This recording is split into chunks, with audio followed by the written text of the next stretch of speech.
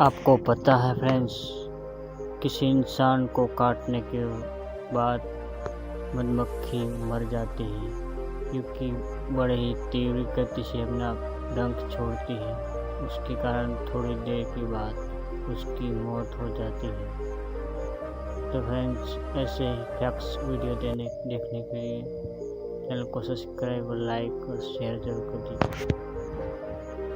Thank you.